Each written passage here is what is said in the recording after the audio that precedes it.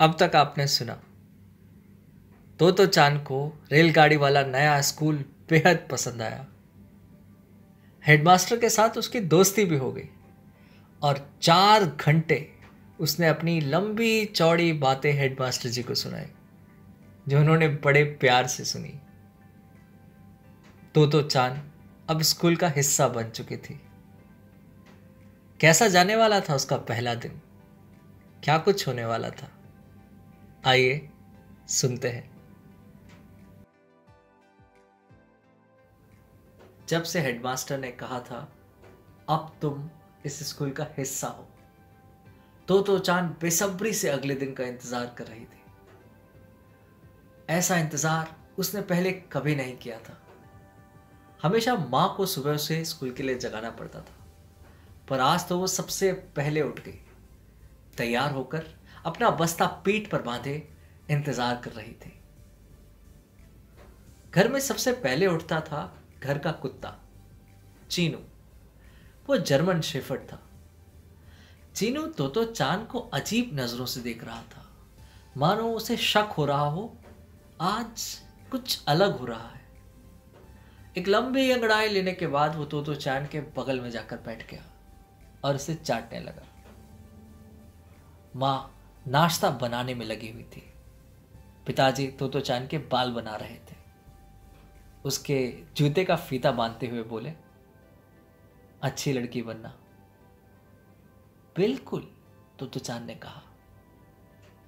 जाते वक्त उसने दरवाजा खोला, मुड़ी और प्यार से कहा, गुड बाय।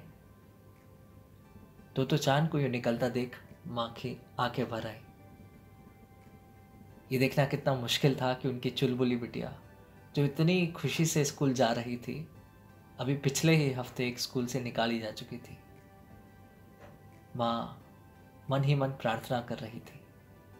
वो जाके खिड़की के पास खड़ी हो गई और तोतो को निहारने लगी। घर से निकलते ही तो चांद ने अपने गले में से पास निकालकर चीनू के गले में डाल दिया। डोरी इतनी लंबी थी कि पास जमीन पर घसीट रहा था। खिड़की से देख रही माँ ने सर पकड़ लिया। उनके दिल की धड़कन तेज हो गई। ये लड़की अब क्या करने वाली थी।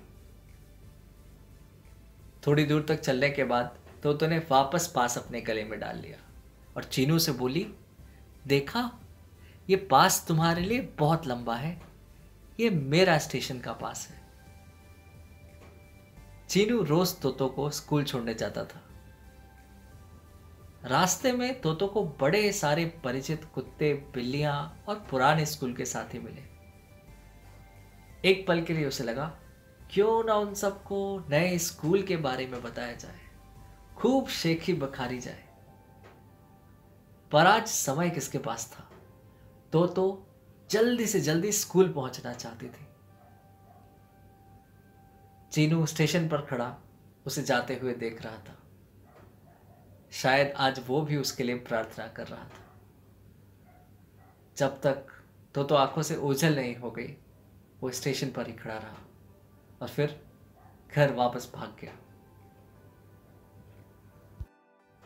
जब तो चांद स्कूल पहुंची तब और कोई नहीं आया था। वो भाग कर रेलगाड़ी के डब्बों तक पहुंची। डिब्बा पुराने किस्म का था। उसके दरवाजे पर बाहर की ओर एक हैंडल लगा था, जिसे घुमाकर दरवाजे को खिसकाना पड़ता था। तो चांद जैसे ही डब्बे के अंदर घुसी, उसका दिल तेजी से धड़कने लगा। वाह, यहां पढ़ना तो ऐसा लगेगा मानो किसी लंबी यात्रा पे गए हों। खिड़कियों के ऊपर सामान रखने के रैक अभी भी मौजूद थे। अंतर बस इतना था कि डब्बे की एक ओर एक ब्लैक बोर्ड टंगा था और सामने कुछ डेस्क और कुर्सियां रखी थी।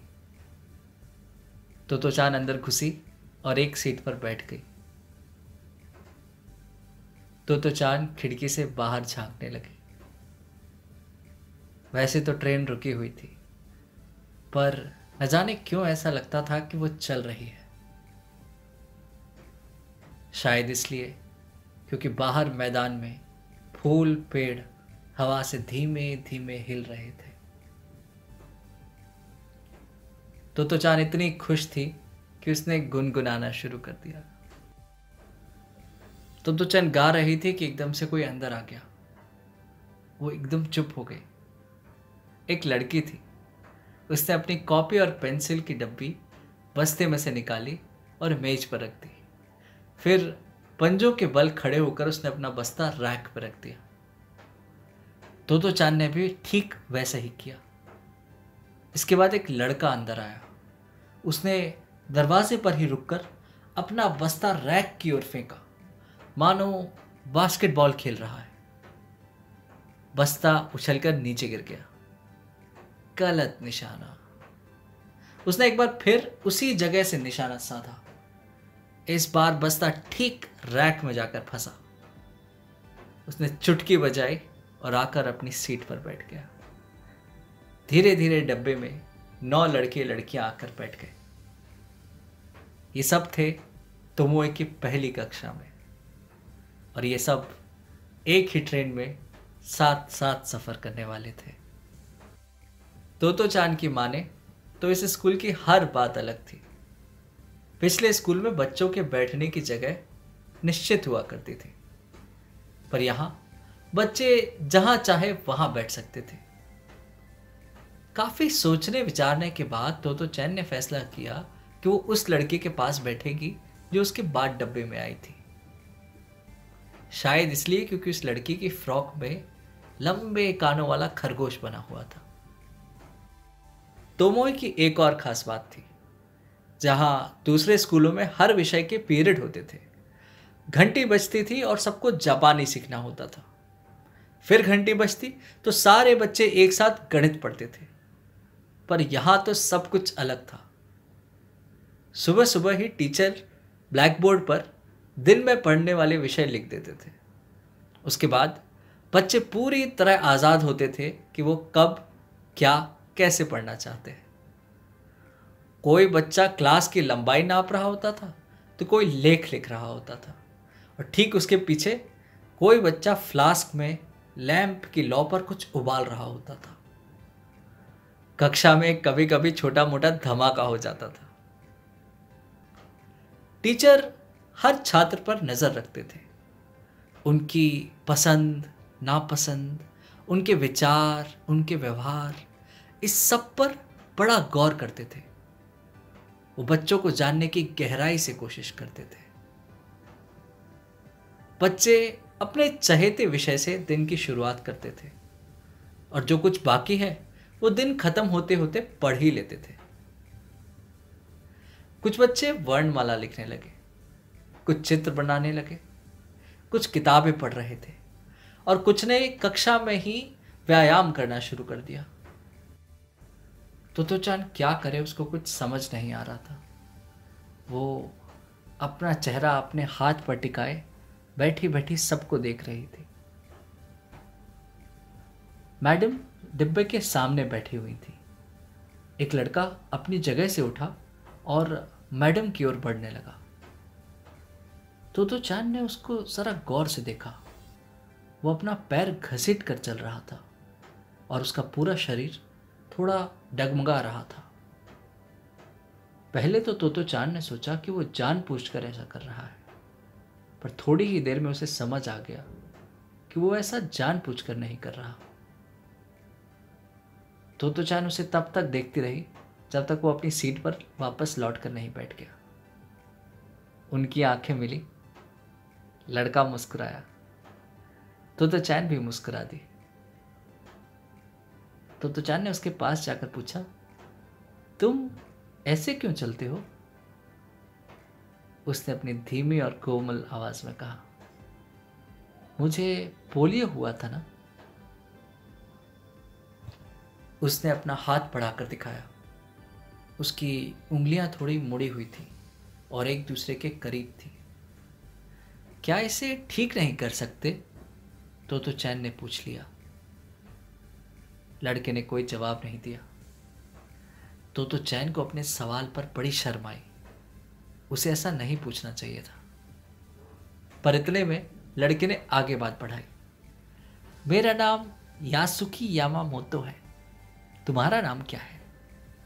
लड़के की आवाज़ सुनकर तोतो निश्चिंत हो गई। बोली, मैं हूं तोतो चान। और इस तरह यासुकी और तोतो चान दोस्त बन गए। मैडम ने डब्बे की खिड़की खोली और बसंत की ताज़ी हवा डब्बे में घुसाई और बच्चों के बालों से खेलने लगी। यूं शुरू हुआ तोमोए में तोतो चान का सफर। जैसे ही खाने की घंटी बजी, तोतो चान उछल कूद कर सभागार पहुंच गई। उसने कल कुछ देखा था जो उसे कुछ खास समझ नहीं आया था। हेडमास्टर जी सभी बच्चों के टिफिन के पास जाते थे और पूछते थे, क्या तुम कुछ समंदर से और कुछ पहाड़ से लाए हो? दरअसल ये हेडमास्टर जी का अपना तरीका था। ये बोलने की बजाय कि सभी बच्चे पौष्टिक भोजन लाएं या तरह तरह का खाना लाएं, हेडमास्टर जी उनसे कहते थे कि खाने में कुछ समंदर से और कुछ पहाड़ से होना चाहिए। कुछ समंदर से का मतलब है जल आहार, मछली या पानी में रहने वाले और जानवर, और कुछ पहाड़ से का मतलब था जमीन पर मिलने वाली चीजें, जैसे फल या सब्जियां।